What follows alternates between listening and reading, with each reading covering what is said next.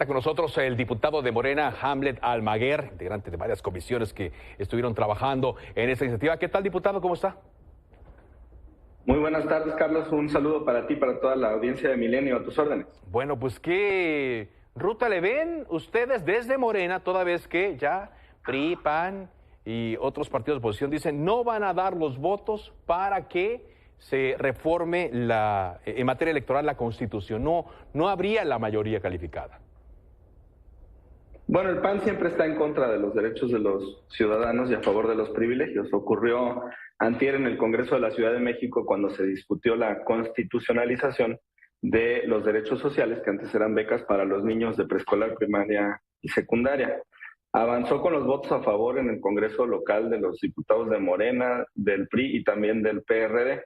Ojalá que el PRI en la Cámara de Diputados pues tenga ese mismo compromiso social que verificó en el Congreso local de la Ciudad de México. Vi la cápsula, tiene razón en la extensión del dictamen, es un dictamen de 938 páginas, y mi duda es cómo la oposición pudo descalificar el dictamen cuando apenas lo habían recibido sin antes siquiera revisarlo o leerlo. La página 835 del dictamen, Carlos, señala los 7 ejes fundamentales de la reforma, que van a ser muy importantes no solamente en la discusión constitucional, sino también en la del Plan B en su caso, si la oposición rechaza esta modificación constitucional. El eje 1 es financiamiento para partidos políticos. Y ahí, bueno, la oposición con uñas y dientes va a defender sus miles de millones de pesos de prerrogativas. Para 2023, el PAN va a recibir 1.100 millones, el PRI 1.080. Bueno, la oposición, pero con cerca del 5% de la votación aliados de Morena, 580. como el PT, tampoco aliados de Morena han dicho que están muy contentos como el PT por este tema del financiamiento, ¿eh?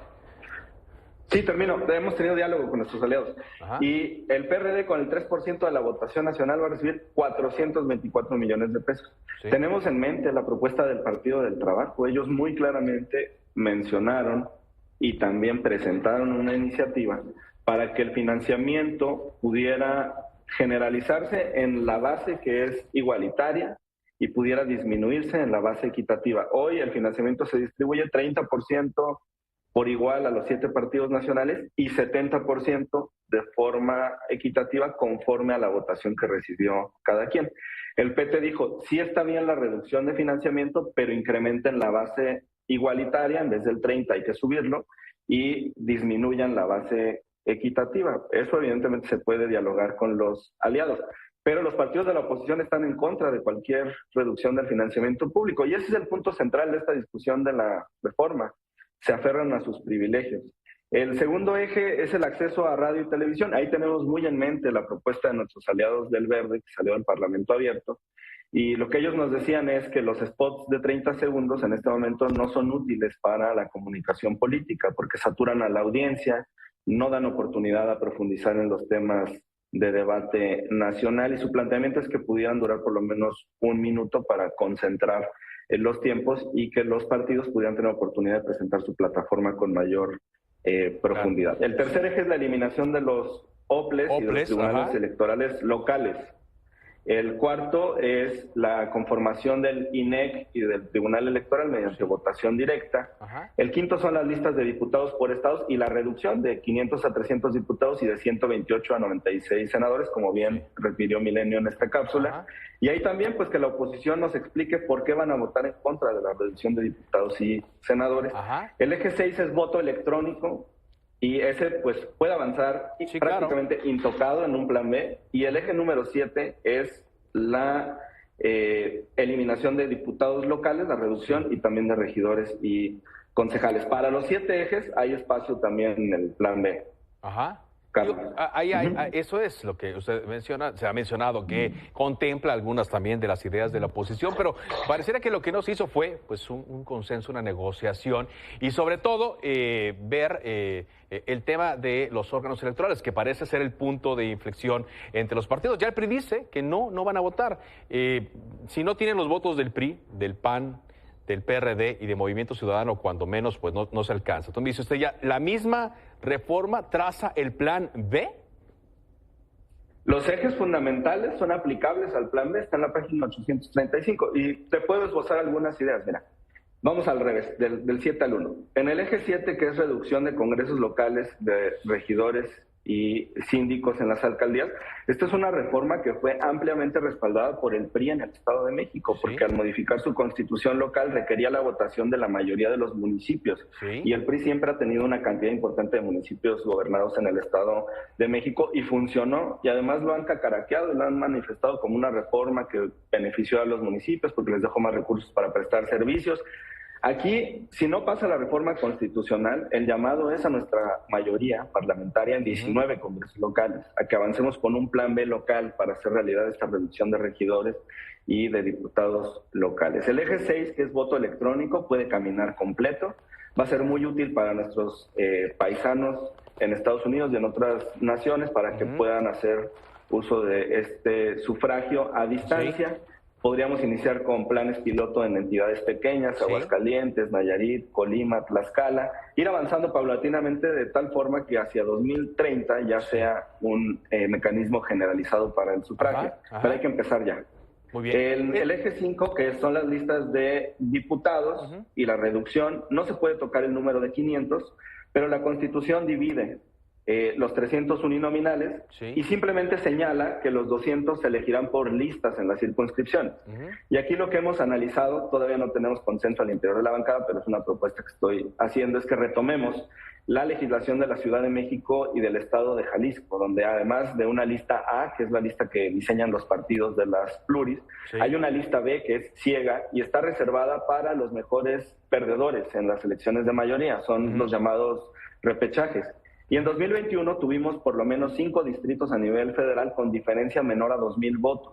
Sería muy útil que estas elecciones que tienen respaldo democrático, te pongo el ejemplo de pues una colaboradora que va seguido a Milenio, Gabriela Jiménez, de Que Siga la Democracia, sacó 95,000 votos en su distrito de Azcapotzalco.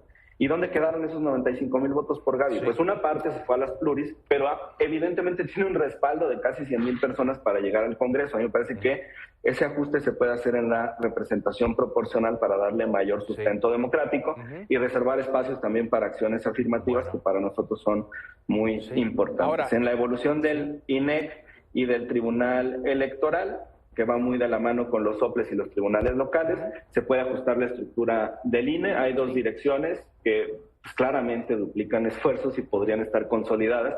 Están separadas de manera inexplicable la organización y la capacitación. Cuando evidentemente la capacitación forma parte de la organización de un proceso electoral y únicamente se duplican burocracias doradas. Ayer en un programa el expresidente del INE, Carlos Ugalde, pues manifestó que el ajuste pues implicaría ahorros y que evidentemente el instituto puede seguir caminando con esa modificación en su estructura y hacer optativo el paso por los tribunales electorales locales, como sucede en materia contenciosa cuando existe algún problema de constitucionalidad, puedes ir al amparo a las instancias federales sin pasar por los tribunales locales.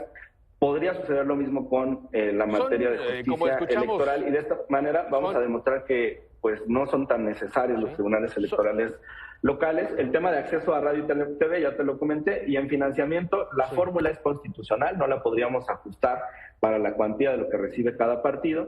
Lo que sí podemos modificar es cómo gastan los partidos y qué cuentas tienen que rendirle a la ciudadanía. Pero son algunos esbozos de lo que se puede lograr en estos 7 ejes. Son ideas de las que siempre se ha hablado, sin duda. El hecho aquí es, esta reforma, vimos que le estaba haciendo señalamientos el secretario de Gobernación, Adán Augusto López Hernández. Él mismo colocó una fotografía en sus redes sociales. ¿Tiene el visto bueno entonces del gobierno federal? ¿Le metieron mano ya a la parte final? Bueno, el presidente de la República tiene una facultad de presentar iniciativas. ¿Quiénes pueden presentar iniciativa en nuestro país? Los senadores, los diputados, no solamente en la propia Cámara. Por ejemplo, nosotros podemos presentar iniciativas en el Senado y los senadores pueden presentar iniciativas en la Cámara. Pueden presentarla a los congresos locales y puede presentarla el presidente de la República.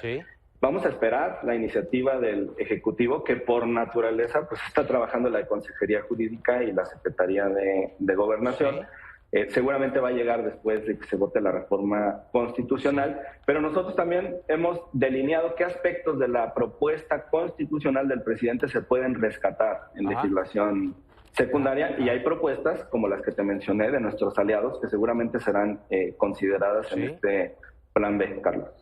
¿Se considera esto como una imposición de Morena, el llegar en estas condiciones a decir, esta es la reforma y hay que discutirla? No, pues tiene amplio respaldo ciudadano. El 93% de los ciudadanos están a favor de reducir el financiamiento a los partidos políticos. ¿Sí?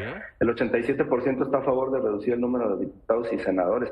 Yo no sé quién se puede oponer al uso de la tecnología. Son los dinosaurios de la política que no les gusta la aplicación de tecnologías, pero en Brasil acaban de tener una elección adecuada, correcta, con mucha vigilancia, supervisión, en la que se conocieron los resultados en horas por la aplicación del voto electrónico.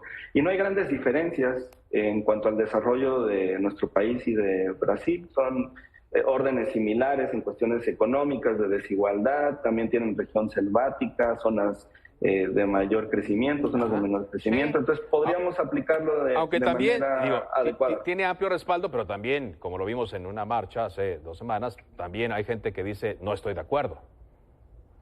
Sí, no se ha negado que hay quien está en contra de las propuestas del presidente. El 65-70% de la población apoya al presidente y el 30 o 35 no.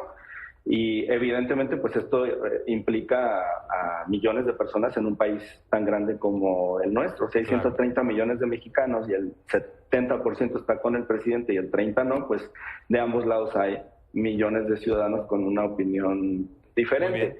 Pero el voto que emitieron en 2021 por Morena y aliados pues nos brinda el respaldo democrático para poder avanzar con este plan B, que va a beneficiar a la ciudadanía. Vamos a hacer los ajustes hasta donde nos dé, sin vulnerar la Constitución, pero para tener una democracia menos costosa. Ese es el eje principal de la reforma del presidente. Gracias, diputado, por esta entrevista. Muchas gracias a ti, Carlos. Me encuentran en Twitter como Hamlet-Mayor. Buena tarde. Hasta luego.